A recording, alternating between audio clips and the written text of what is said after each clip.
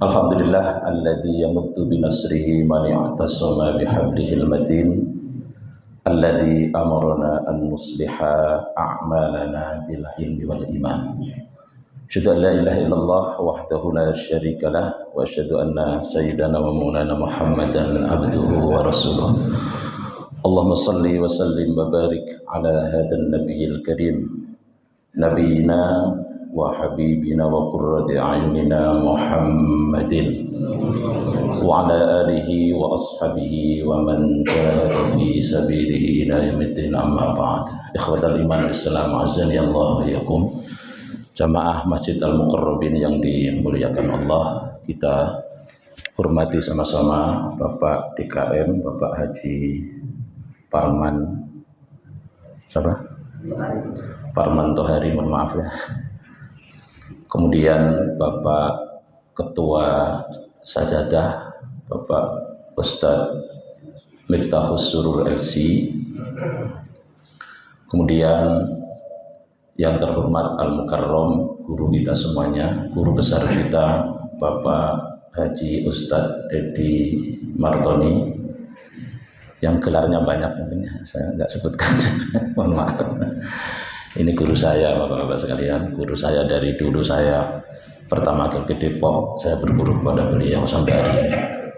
Dan seluruh asatid yang hadir pada pagi hari ini, juga seluruh jamaah sajadah subuh, mudah-mudahan semuanya senantiasa mendapatkan keberkahan dan kebaikan dari Allah Subhanahu wa taala. Amin ya rabbal alamin.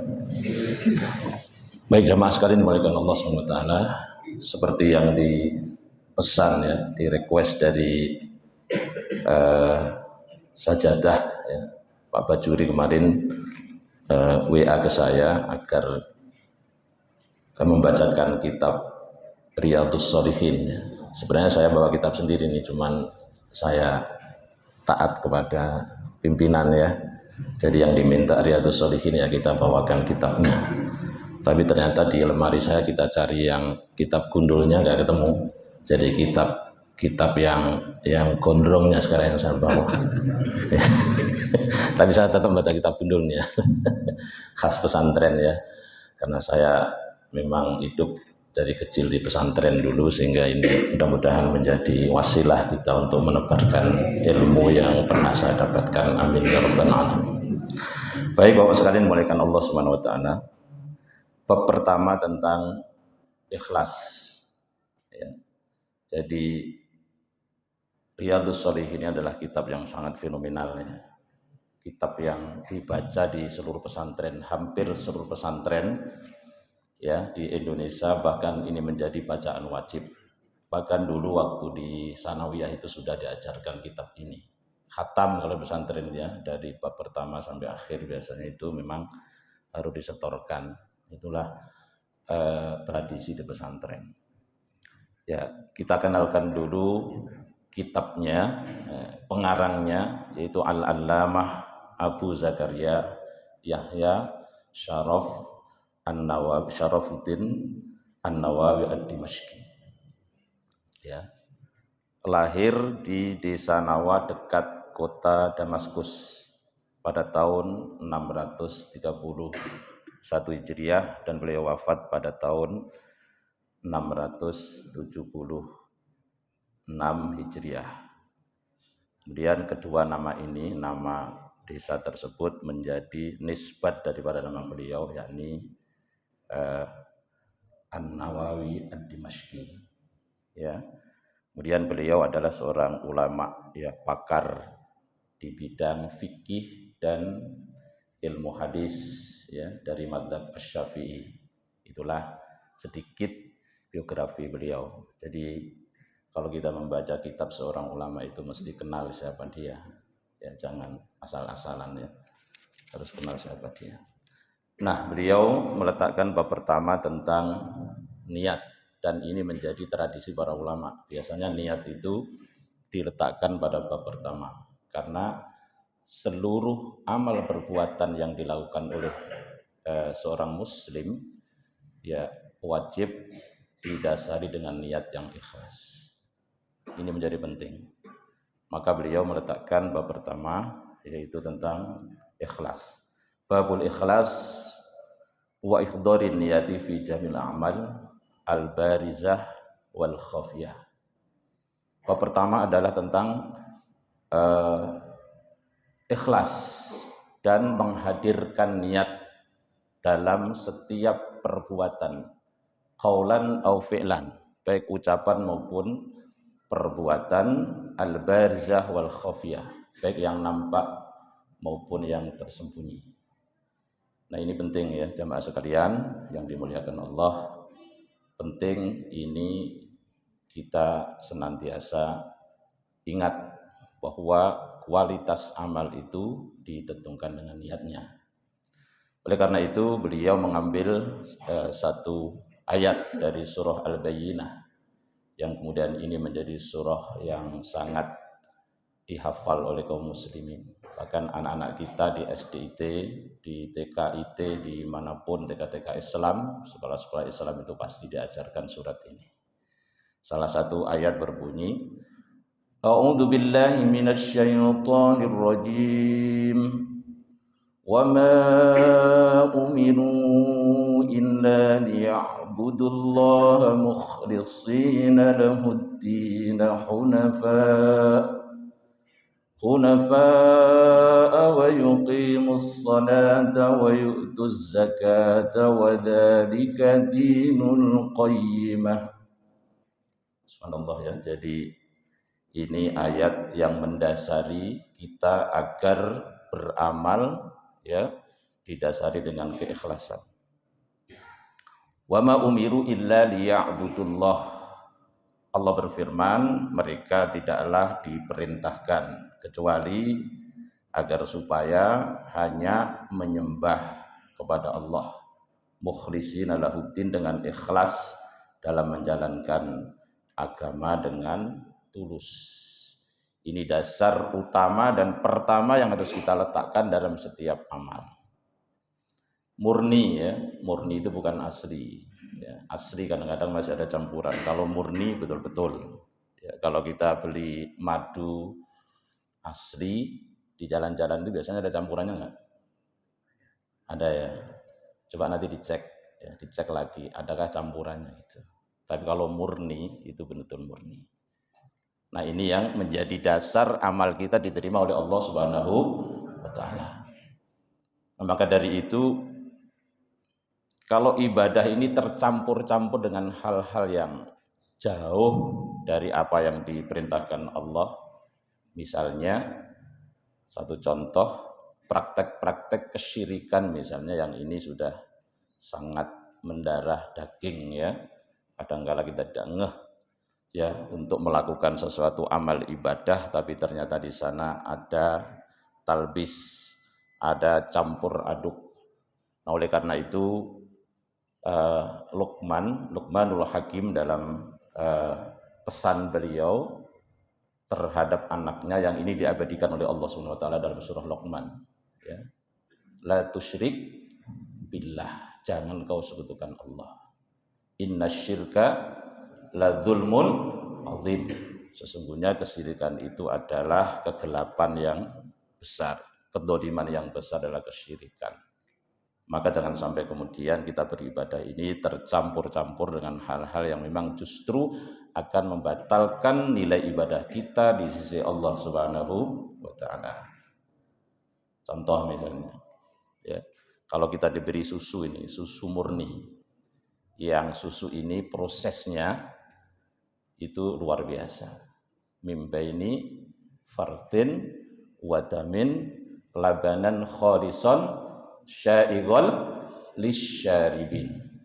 Ya, surat apa ini? Siapa yang tahu? Ini para hafidz Quran. Surat apa? Bingung. Surat An-Nahl ya. Surat An-Nahl, Masya Allah. Juz berapa? Juz berapa surat An-Nahl? Ayo yang hafidz ini. Juz berapa? 14. Alhamdulillah. Baitul Quran. Ya, oke. Luar biasa. Iya ya. Jadi susu ini, air susu yang kita minum ya dan menyehatkan itu prosesnya luar biasa Bapak-bapak sekalian, Bapak Ibu sekalian. ya diproses oleh Allah di antara kotoran dan darah. Ya, kotoran itu najis enggak? Nah, najis, darah najis. Sekarang ini lagi viral nih, ada seorang ustadz yang bilang katanya darah itu halal. Wah, hanya gara-gara kacau dalam memahami bahasa. Ya, darah halal karena sedang Quran mengatakan darah itu haram. Innamal khamru wal maisiru terus aslam. Ya, termasuk darah itu diharamkan oleh Allah Subhanahu wa taala. Wa dama lahmul khinzir wa ma uhilla bihi li ghairil. Ya, jadi darah termasuk haram, kemudian kotoran juga haram, tapi di tengah-tengah itu Allah proses. Ya, mim baini fartin wa damin labanan. Ada susu yang bersih. Nah, sekarang begini. Kita diberikan susu bersih yang sudah diproses oleh Allah Subhanahu wa taala. Kemudian susu itu kemudian dicampur dengan misalnya kotoran ya, kotoran ayam misalnya. Kira-kira kita bisa minum enggak? Kalau sudah tahu bahwa itu tercampur kotoran, kita mau minum enggak? Ya, itulah kira-kira ya, kira-kira analogi daripada ibadah kita kepada Allah Subhanahu wa taala. Kalau kita saja enggak mau menerima ya, kalau tercampur-campur, maka Allah juga enggak akan menerima amal ibadah kita yang kemudian tercampur-campur dengan hal-hal yang memang justru akan membatalkan nilai pahalanya. Jamaah sekalian dimuliakan Allah Subhanahu wa taala. Bab ikhlas ya. Jadi ikhlas itu adalah murni dan bersih dari campuran-campuran. Maka di sini Allah katakan wa ma umiru illa liya'budullah mukhlishina lahuddin. Ya, ini menjadi penting bagi kita semuanya. Nah, makanya untuk meraih amal yang ikhlas ini enggak mudah. Ya, bukan sesuatu yang gampang. Nah, karena itu Allah Subhanahu wa taala melalui lisan Rasulnya juga mewanti-wanti kita. Kemudian Rasulullah SAW bersabda innamal a'malu binniyat. Sesungguhnya kualitas amal, perbuatan, amal ibadah kita itu sangat ditentukan dengan niat. Wa innama likulli imri'in ma nawa. Ya, jadi di sini dituliskan setelah musannif atau muallif kitab ini mengutip satu ayat kemudian meletakkan hadis pertama tentang niat. Nah, makanya untuk meraih keikhlasan ini kita mesti ya harus melatih diri dari keinginan untuk terkenal. Nah, kan sekarang ini orang lagi berlomba-lomba ingin apa? Terkenal, ya. Jadi ingin dikenal oleh banyak orang supaya nanti bisa meraih keuntungan yang hampir ya 90% itu rata-rata keinginan duniawi. Nah, karena ngaji ini kan untuk menyentil kita. Kalau ngaji kemudian enak-enak tidak merasa tersinggung, ini bukan ngaji namanya. Ya, kalau pengen enak-enak stand up komedi aja jangan ngaji. Kalau nggak pengen disinggung, itu pun juga masih nyinggung kadang-kadang kan melalui jok-jok daripada stand up-nya itu. Memang harus tersinggung kita itu. Apakah selama ini kita dalam beramal ini sudah memperhatikan tentang niat atau enggak? Nah, makanya ini tidak secara kebetulan para ulama itu meletakkan bab ini di bab yang pertama itu memang setiap amal perbuatan itu ditentukan dengan niat. Nah, innamal a'malu binniyat. Dan itu Rasulullah sallallahu alaihi wasallam ya dalam hadis yang panjang yang hadis ini dari Abu Hurairah diriwayatkan oleh Imam Muslim, Imam Tirmidzi dan yang lain tentang tiga orang yang beramal secara dohir itu subhanallah. Yang pertama adalah mujahid fi sabilillah. Mujahid fi sabilillah. Siapa yang enggak kenal bahwa mujahid fi sabilillah itu pahalanya luar biasa. Kalau dia syahid surga langsung.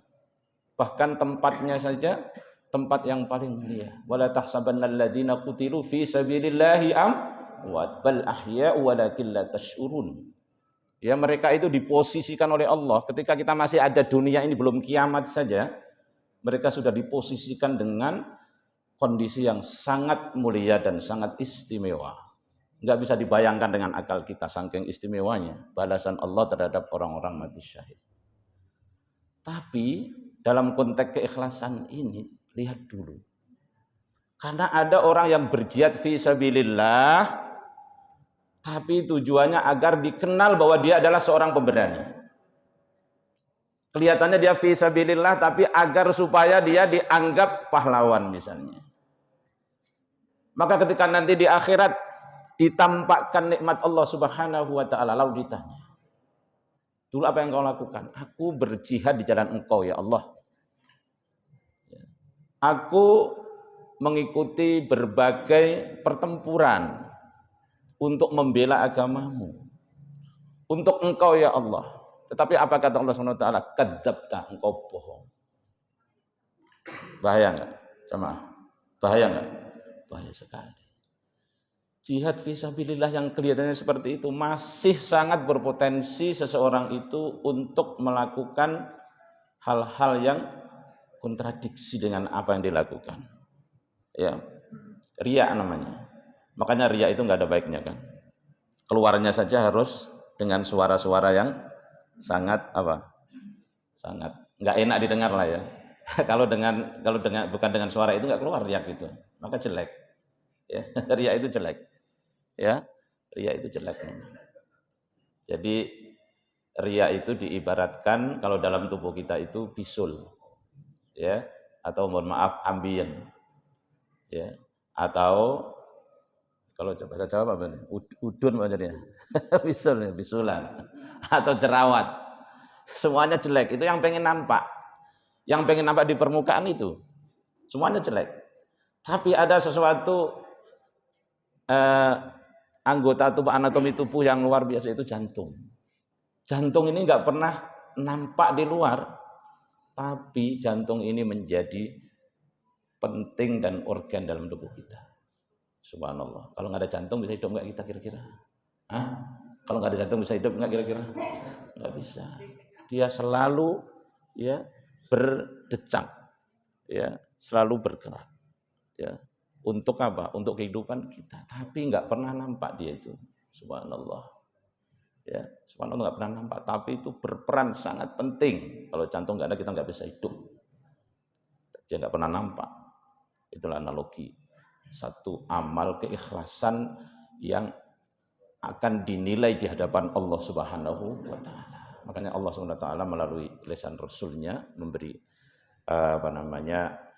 Rasulullah SAW menyampaikan dalam sebuah hadis, innallaha la yanzuru ila suwarikum walakinnallaha yanzuru ila qulubikum. Allah tidak peduli dan memperhatikan apa yang ada di luar bentuk fisik kamu, tapi Allah sangat memperhatikan apa yang ada di dalam hati kita, di dalam dada kita. Itulah yang diperhatikan oleh Allah Subhanahu wa taala. Sehingga apa jemaah sekalian? Mujahid fi sabilillah tadi akhirnya apa? Diseret ke neraka. Naudzubillahi min dzalik. Ya kelihatannya mujahid, tapi ternyata bisa juga masuk neraka. Diseret di neraka dengan wajah tertelungkup. Kemudian yang kedua siapa? Yang kedua adalah orang-orang yang belajar agama, belajar Al-Qur'an. Ya. Jadi mohon hati-hati ini juga kita semuanya, termasuk diri saya. Ketika saya ngomong seperti ini, sekaligus saya niat untuk menasihati diri saya. Dan orang yang tertuduh mungkin diri saya sendiri.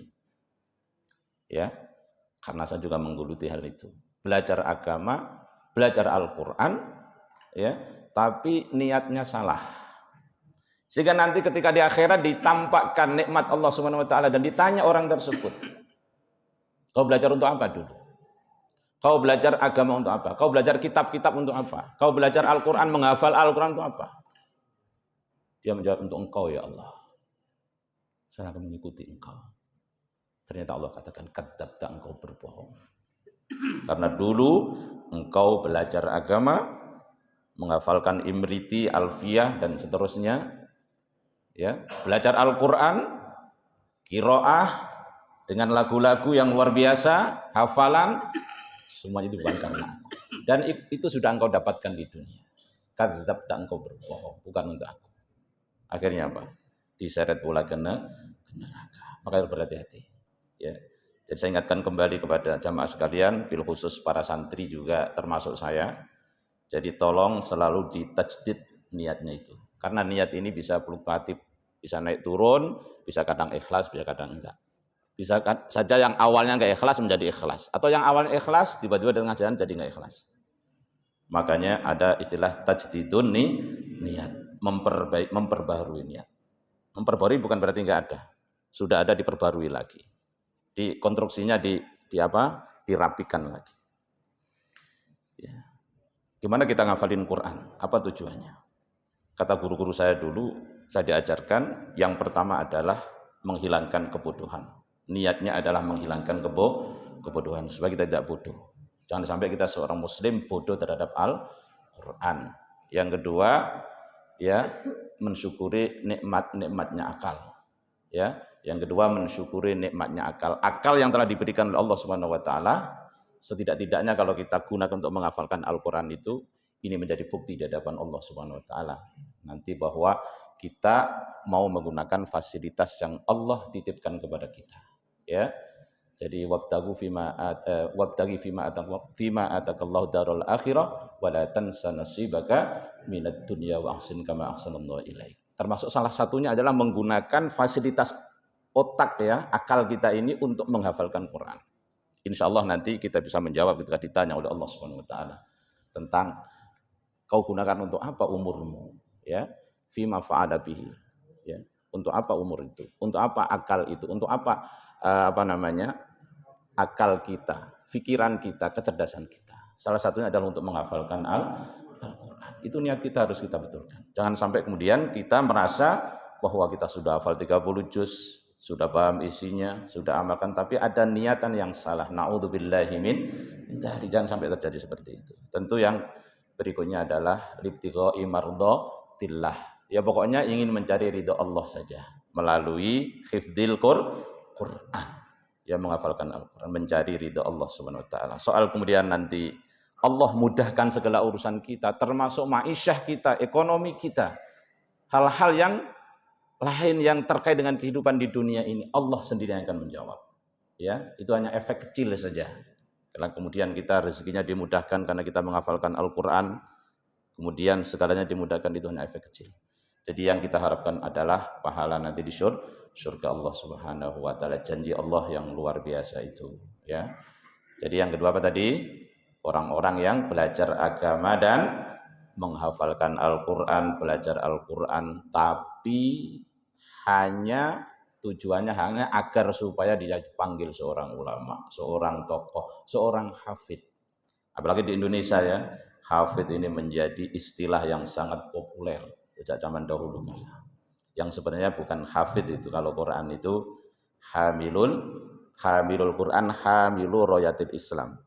Seharusnya hamil, tapi kita sudah menjadi lazim di Indonesia. Maka saya tanya teman-teman yang kuliah di Mesir, yang di Sudan, saya tanya itu ada santri itu yang kuliah di Sudan, dan saya tanya di sana ada hafid enggak? Enggak ada Ustaz, enggak ada sebutan hafid.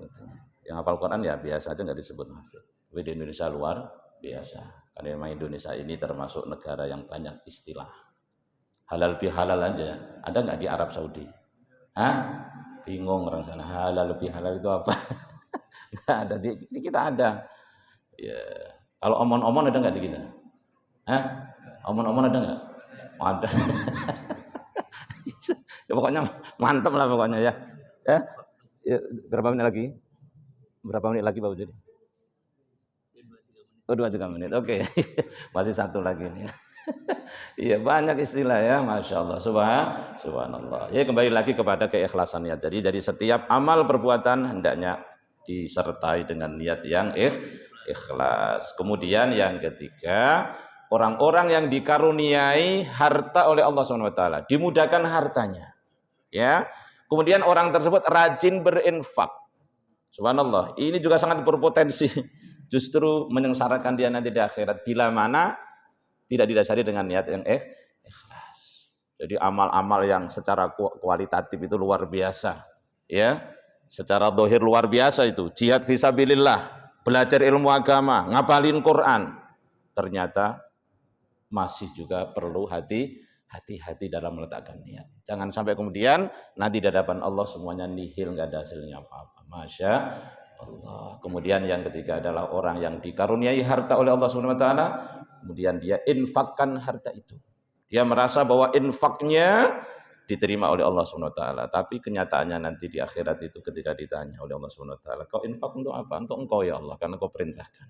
Bohong, kadzab, engkau bohong. Ya, infak yang kau berikan bukan untuk saya, bukan karena saya, tapi yang kau berikan agar engkau dianggap oleh penduduk bumi sebagai orang yang dermawan. Akhirnya kadzab, engkau adalah orang yang bohong. Jadi hati-hati nih ya. Jadi ini pesan yang sangat luar biasa sebagai warning bagi kita semuanya, agar supaya kita itu selalu menjaga niat yang ikhlas. Yang pertama saya ulang lagi, jangan sampai ya ambisi kita untuk dikenal manusia itu melebihi ya apa namanya substansi daripada ibadah kita, ya ini keikhlasan, jangan sampai itu ya. Kemudian tutuplah rapat-rapat ya amal kebaikan itu jika memang tidak ada tujuan tertentu. Maka di sini saya mengutip sebuah makalah ya, perkataan Imam Ya'qub Al-Makfuf dalam kitab Mau'izatul Mukminin. Beliau mengatakan al-mukhlisu, orang yang ikhlas itu adalah mayyaktumu hasanatihi kama yaktumu sayyiatihi. Itu orang yang mampu menyembunyikan kebaikannya itu sebagaimana dia mampu menyembunyikan keburukannya. Biasanya orang itu lebih hati-hati dalam menyembunyikan keburukan supaya diketahui oleh orang lain. Ya walaupun itu memang Allah perintahkan juga, tatkala Allah sudah menutup keburukan itu jangan sampai kemudian kita ceritakan kepada orang lain. Nah, kebanyakan orang lebih suka untuk memamer-mamerkan kebaikan. Maka di sini yaktumu hasanatihi. Jadi orang dikatakan mukhlis itu bila mana dia dalam menyembunyikan ya keikhlasan amalnya itu seperti dia menyembunyikan keburukan takut diketahui oleh orang. Itu baru hebat ya. Jadi ini namanya mukhlis, itu orang yang ikhlas ibadahnya karena Allah Subhanahu wa taala. Mudah-mudahan 3 nasihat penting ini bisa menjadi acuan kita dalam setiap amal ibadah kita, baik perbuatan maupun perkataan. Mudah-mudahan bermanfaat bagi kita semuanya, dan setelah ini kita masih mendengarkan nasihat-nasihat dari guru besar kita, Pak Ustadz Deddy Martoni. Maka saya cukupkan sekian. Bila ada hal-hal yang kurang menarik dalam penyampaian saya, mohon dimaafkan. Hadan wa iyyakum ajmain. Wassalamualaikum warahmatullahi wabarakatuh.